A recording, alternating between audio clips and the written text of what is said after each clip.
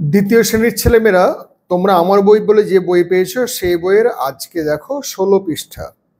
এই 16 পৃষ্ঠায় তোমাদের একটি ছবি আছে আর কিছু লেখা আছে। যুক্তবর্ণগুলিকে আমরা ভেঙে লিখতে শিখছি আর বিভিন্ন অর্থ এবং তার দ্বারা বাক্য রচনা, শব্দ গঠন এগুলো শিখব।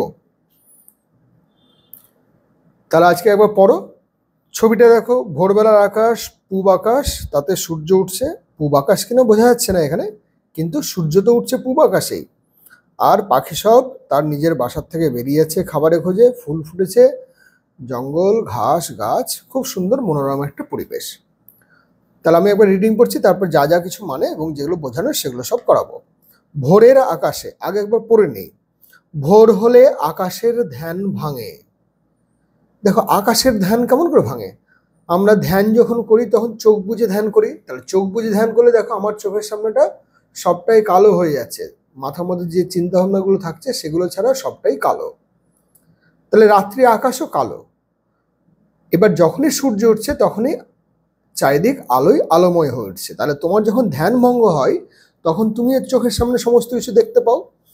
তাহলে ভোর হলে আকাশের ধ্যান ভাঙে, ছিন্ন হয় অন্ধকার। ছিন্ন মানে ছিঁড়ে যায়। তার মানে ধরুন একটা কালো পর্দা, সেই কালো পর্দাটা যদি ছিঁড়ে দিই, তার পেছন দিকে আলো আছে, তখন আলো বেরিয়ে আসে। তাহলে ছিন্ন হয় মানে এখানে দূর হয়ে যায়। ছিন্ন হয় অন্ধকার, জন্ম নেয় নতুন দিন। কানে আসে পাখির কলকাকলির ধ্বনি। কলকাকলি মানে কি? পাখির আওয়াজ, নদীর আওয়াজ, এ সব মিলিয়ে যে আওয়াজ হয় তাকে বলা হয় কলকাকলি। বিশেষ করে পাখির আওয়াজকেই কাকলি বলে। কলকাকলির ধ্বনি, এ যেন এক অন্য পৃথিবী। অন্তরে জাগে আনন্দের শিহরণ। প্রত্যুষ বা ভোরবেলা, এই সময়টিকে ব্রহ্ম মুহূর্ত বলা হয়। সূর্য যখন ওঠে সেই সময় যদি ঘুম থেকে উঠতে পারা যায় তাহলে সব থেকে ভালো। পৃথিবী জেগে উঠছে মানেই তোমাকে বলছে তুমিও জেগে ওঠো। তাহলে এটা পড়লাম। এরপরে যে কাজগুলো আছে সেই কাজগুলো খুব ভালো করে দেখে নাও। ধয়ে জফলা মানে ধ যোগ উঞ্জ, ধয়ে বয়ে ধ যোগ ব, নয়ে ধয়ে ন যোগ ধ, নয়ে তয়ে ন যোগ ত, নয়ে দয়ে ন যোগ দ, নয়ে নয়ে ন যোগ ন, নয়ে ময়ে আর নয়ে জফলা ন যোগ উঞ্জ। তাহলে এই যে শব্দগুলি এখানে আমরা পেয়েছি সেই শব্দগুলিকে আমরা ভেঙে দেখলাম। এবার দেখো, সবটা পড়ার পর এর থেকে আমরা প্রচুর অর্থ লিখতে পারবো। দেখো, ভোর মানে কি?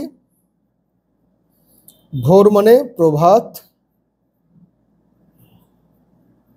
ভোর মানে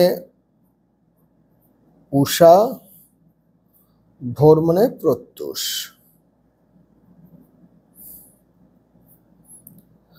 ভোর হলে আকাশের ধ্যান ভাঙে।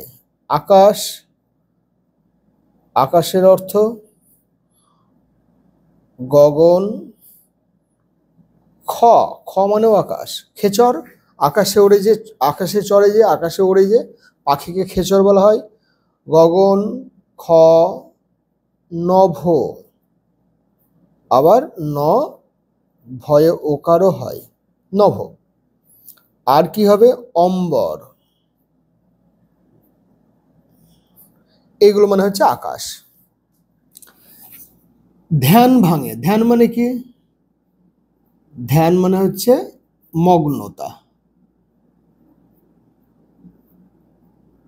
মগ্নতা অর্থাৎ এক মনে কোনো কিছু প্রার্থনা করা, সেই বিষয়টাকে ধ্যান বলে। ছিন্ন হয়, ছিন্ন মানে, ছিন্ন মানে ছেঁড়া। অন্ধকার, আচ্ছা, অন্ধকার, অন্ধকার মানে তমসা।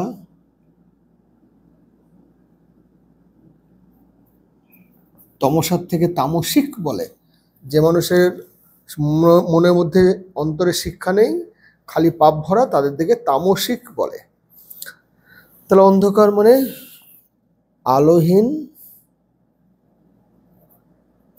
অবস্থা।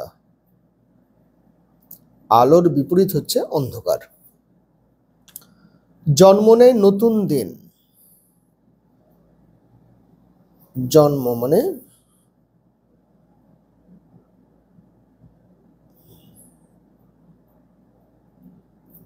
প্রাণ প্রতিষ্ঠা, জন্ম নেওয়া মনে হচ্ছে আর একটা খুব সুন্দর হয়, জাত, জন্ম নেওয়া, নবজাতক, নতুন জন্ম নিয়েছে যে শিশুদের নবজাতক বলা হয়। জন্ম নেয় নতুন দিন, নতুন মানে হচ্ছে নব বা নূতন, নয় দীর্ঘ ত ন, নূতন। দিন মানে হচ্ছে দিবস। এটা খুব সুন্দর রবীন্দ্রনাথ ঠাকুরের গান আছে, দিবস রজনী আমি যেন তার আশার আশায় থাকি। কানে আসে পাখির, কান, কান মানে হচ্ছে কর্ণ। পাখির কলকাকলির ধ্বনি, পাখি মানে হচ্ছে পক্ষী, আর কলকাকলি মানে হচ্ছে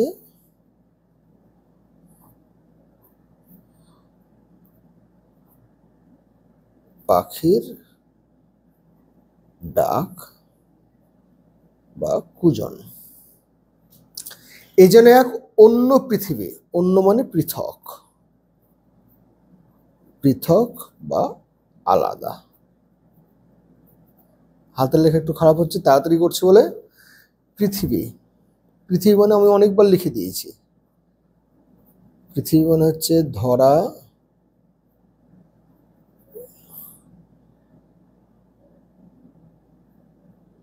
পৃথা, কন্তি,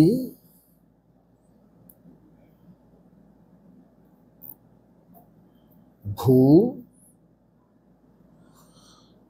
আরো হয় খুব সাধারণ যেগুলো, জগৎ,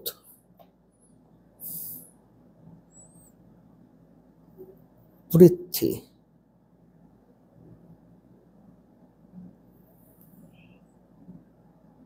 পৃথ্বী। এবার দেখো,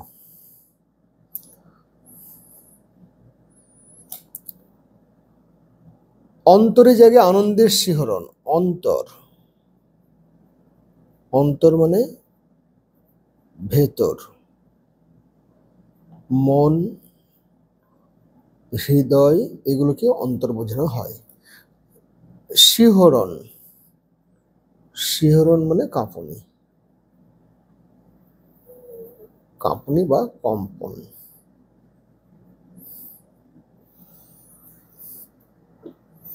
এরপরে এসো একই রকমের নতুন কথা শিখি, বাধ্য, বাধ্য মানে যে মেনে চলে, কথাবার্তা শোনে যে। ধ্বজা, ধ্বজা মানে পতাকা। অন্ন, এটা অন্য নয় কিন্তু, অন্ন, অন্ন মানে খাবার। কন্যা মানে মেয়ে। বন্ধ মানে খোলার বিপরীত বন্ধ, বন্ধ মানে এটাকে কি বলবো, বন্ধ মানে, বন্ধ মানে যেটা দরজা বন্ধ করে থাকা, সেটাকে আমরা কি বলতে পারি? বন্ধ মানে খোলা নেই এমন। এবার দেখো, ঘর পূরণ করি, এটা অ আছে, অন্য, ভয়াসী, ভিন্ন, এটার সঙ্গে এটার কি হবে? দেখো এখানে এমন একটা শব্দ মানে বর্ণ বসাবো যেটা এটার সঙ্গে মিলবে, এটার সঙ্গে মিলবে। দেখো বাধ্য যে হতে পারে কিন্তু বান্ধ হয় না, তাহলে এখানে মন্দ, ম নয় দেয় মন্দ, মদ হয় যা ফেলা, মধ্য, মধ্যপ্রদেশ মানে মধ্য মানে হচ্ছে মাঝখানটা, আর মন্দ মানে খারাপ। এটা অরণ্যও হয়, অনন্যও হবে, অরণ্য আর বন্য, মূর্ধন্য হলে ভালো হতো।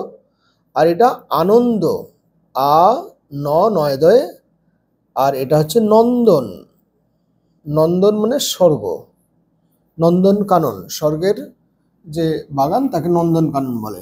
মৃন্ময়, নয়ময়ে, আর তন্ময়, তন্ময় হয়ে থাকা মানে এক মনে থাকা, নিমগ্ন হয়ে থাকা।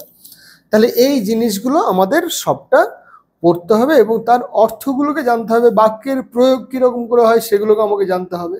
তাহলে এই কাজটা তোমাদের আজকে হলো 16 পৃষ্ঠার।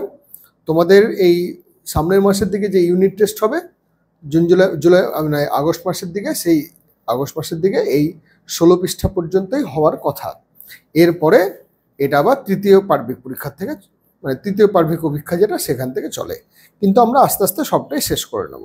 তাহলে আজকে 16 পৃষ্ঠার সব কাজটা হলো রিডিং পড়তে শেখো, মানেগুলো শেখো, আর যুক্তবর্ণগুলোকে লিখবে নিজে, তাহলে হাতের লেখাও ভালো হবে আর বানানগুলো ভুল হবে না। তাহলে আজকে এটুকুই।